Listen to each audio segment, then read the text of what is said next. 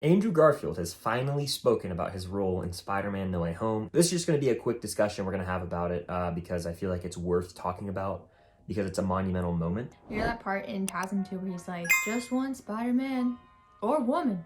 We don't know. For sure. That's him denying that he's in the movie. The best tidbit to me that he released in his interview with, I believe, Variety. He went into a movie theater with Tobey Maguire on opening night to see the reactions audiences would have. Tom Holland.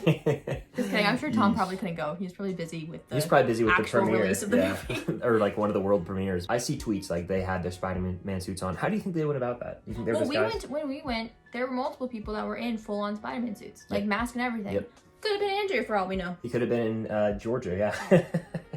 Yeah. I mean, the movie was filmed here, so you never know. He wouldn't be. I thought that was neat, just seeing that they actually went to a fan premiere, on like risking their lives and almost spoiling the movie for people if they didn't have a good enough disguise. It makes me want to cry thinking about how Andrew probably felt when, because I know how my theater sounded when Andrew came on screen, and it makes me want to cry thinking of his reaction to hearing people scream. Yeah. But another moment that I thought was kind of sweet is that he improvised a line in the movie when all the Spider-Men are together and it's like, I love you guys. Yeah, and they didn't really know how to respond. Like, thanks. Yeah. Didn't he say that, like, the part of the script that sold him was him catching MJ? Yeah, he said that as well, which I'm not over the moon about that moment. Does that make me a bad person? It was fine. No, it doesn't make you a bad person. I think it's like, it was because everyone predicted it. Like, it was one of the most predictable things. It was also like, the minute the trailer came out and everyone was like, oh my gosh, Andrew's gonna catch MJ. He has to catch her. Yeah. It has to be redemption. The reason I was like, the whole time was because I thought people meant they wanted an exact recreation of when he catched Gwen. Like, it was gonna be slow motion. We were gonna see her in the iris of his eye, and it was gonna be slow-mo, and it was gonna be almost exactly the same. And I was like, I don't want to see that. It was quick, and it wasn't like lingered over. And another reason why I didn't want to see him catch her is because I didn't want to see his face when he caught her, which is exactly what I had to watch. Describe that more for the people, because a lot of people might be confused. A lot of people don't get that. What I mean by that is, yes, please explain. Andrew is my favorite Spider-Man. He's my favorite Peter Parker. I love him with my whole heart. Gwen Stacy is arguably my favorite fictional character in all of fiction. Like all the Gwen Stacys in all the universes. Yeah. So that includes Spider-Gwen, like just the character of Gwen Stacy. I love her so much. She's my everything. So her death is very personal to me. When I say I didn't want to see Andrew's face when he catches MJ, is because I know that when he catches MJ, he's gonna be like, oh, so I can do this. But I couldn't do it for the love of my life. And that's not something I need to see personally, because that's depressing. And I don't need to see it. I think the most exciting piece of news from this entire thing is that he's very willing and open to come back as Spider-Man if the story's right. And with all the fans clamoring for it, #MakeTasm3 being a thing on Twitter, I think it's very evident that he's going to come back. And in my humble opinion, he's going to be teased at or set up in Morbius. How do you feel? I think it's mostly on TikTok, but I know it's a lot on Twitter as well. Just like the general public really, really, really loving Andrew out of the blue. How do you feel about it? I think it's fine. It doesn't really bother me like a lot of other people.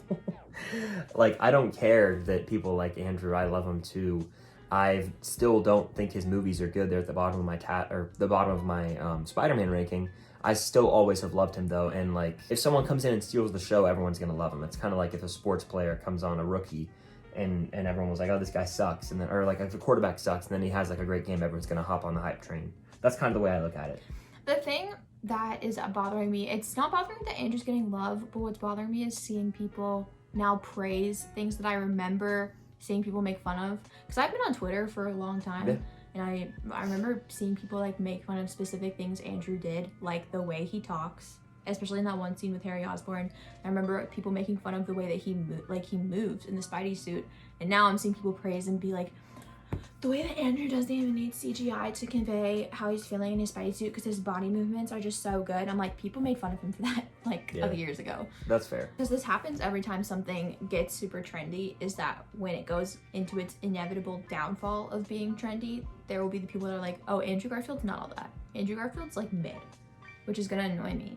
Well, like I give it about until Multiverse of Madness, or I'd say Batman. No, maybe the end of the year, about a year anniversary, people will be like, No Way Home sucks. It's rooted in nostalgia. Because the same thing happened with Endgame because it becomes, like you said, not as trendy. And it's annoying when that happens. It really annoys me. I don't know if the hype for No Way Home will fizzle. I think the hype for Andrew will fizzle. But it'll be like... Not if he gets his own movie announced. I've seen people compare Andrew stans to Wanda stans on TikTok. Blasphemous. Yeah, that's That's something. I will say that the freaking audio annoys the hell out of me. Sorry. Yeah. That's one of the best quotes from the movie. I don't even want to say it anymore. Like, I will not say that quote anymore. It's not even the best part of the scene.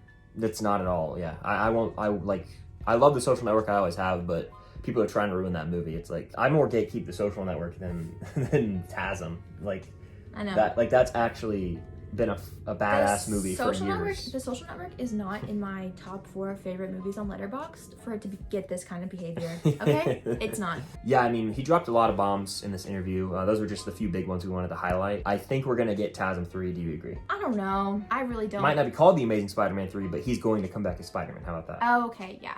I hope so. I love him. So I'm down. It's hard to say now with the ending of No Way Home because I think Tom's Spider-Man is in a place that he's never been before. But if you were to ask me before No Way Home, I would have said that I think Andrew's Spider-Man fits better with a lot of characters like Venom. I think Andrew's Spider-Man fits better with, like, if they were to ever bring Black Cat into like a Spider-Man relationship, I think Andrew's Spider-Man would work better with Black Cat. I think Andrew's Spider-Man would work better with Deadpool. Yeah, I agree. Arguably would work better with Daredevil. But it's hard to say now because Tom's is in like a very different place, blah, blah, blah. I'd love to see him in Multiverse of Madness, but I don't know what tricks that movie is going to have up its sleeve. That's really all we had to say about this little news bit. Just wanted to give you guys our thoughts on some of the takes that Andrew Garfield had. He's finally spoken out about the movie, and I feel like he's probably got a load off his chest because a lot of pressure was on that man in those interviews. I feel bad for him. Yeah. I don't know if we're ever seeing Toby again. That's a conversation for another time. Going back into hibernation. Yeah, for years. Trying to drive. Is that what he says? What is Get it? the f*** out of the way. I can't see. There are cars there.